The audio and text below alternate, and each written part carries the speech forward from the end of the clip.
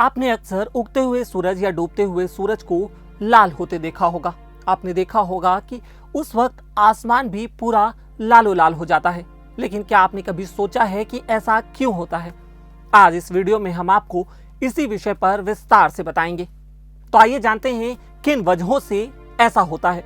दरअसल में ऐसा कुछ भी नहीं होता। सूरज की रोशनी जस की तस ही होती है, लेकिन जैसे जैसे सूरज की रोशनी अलग अलग हवा की परतों से गुजरती है, इन परतों में अलग अलग घनत्व की गैसें होती हैं। इनसे गुजरते हुए रोशनी की दिशा बदलती है और बट भी जाती है। वातावरण में कुछ कण भी होते हैं जो विभाजित रोशनी में उछाल लाते हैं या उसे प्रतिबिंबित करते हैं। जब सूरज डूबता या उगता है, इसकी किरणें वातावरण की सबसे ऊपर की परत से एक निश्चित कोण से टकराती हैं। जब सूरज की किरणें इस ऊपरी परत से होकर गुजरती हैं, तो नीली वेवलेंथ बढ़ जाती है और अवशोषित होने की वजह से प्रतिबिंबित होने लगती है।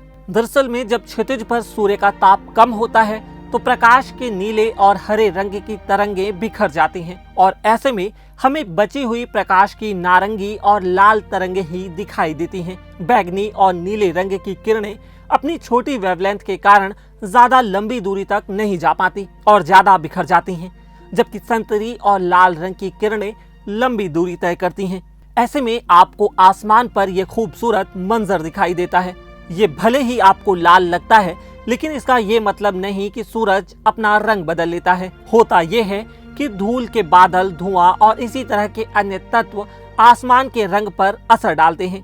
अगर आप भारत, कैलिफोर्निया, चिली, ऑस्ट्रेलिया या अफ्रीका के कुछ हिस्सों या लाल रेत वाले इलाकों के नजदीक रहते हैं, तो आपका वातावरण मौसम की स्थिति के आधार पर प्रकाश को प्रतिबिंबित करने वाले कणों से भरा हो सकता है। ये कुछ ऐसा ही है जैसा मंगल ग्रह पर होता है। जब लाल रंग की धूल हवा में उड़ती है, तो लगता है कि आसमान लाल या गुलाबी सा हो गया है। कई बार रेगिस्तान से दूर रहने वालों को भी अलग अलग रंगों वाले ऐसे आसमान देखने को मिल सकते हैं। यही नहीं, आसमान का रंग भी दिन में ज्यादा नीला हो जाता है। दरअसल में इसका राज भी प्रकीर्णन घटना की व्याख्या में ही छिपा है।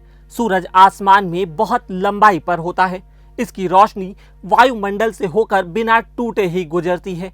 ये वायुमंडल में आते ही अवशोषित हो जाती है और प्रमुखता से दिखाई देने वाला रंग नीला होता है। हालांकि ये मौसम पर भी निर्भर करता है। जैसे इंद्रधनुष बनने की बात करें, तो जब सूरज के चमकते समय बारिश होती है, तो प्रकाश बारिश की हर बूंद से होकर अलग अलग वेवलेंथ में फैल जाता है और इसके कारण अपवर्तन होता है, जो सभी रंगों को वातावरण में बिखेर देता है, जिसकी वजह से आसमान हमें ज्यादा नीला दिखता है। तो इन्हीं कुछ कारणों की वजह से हमें सुबह और शाम को सूरज का रंग लाल होता दिखाई देता है। मेरा नाम है उत्कर्ष, कैमरे के पीछे थे श्याम पटेल। अगर आपको यह वीडियो पसंद आया तो हमारे फेसबुक पेज पर लाइक करें और यूट्यूब पर सब्सक्राइब करें।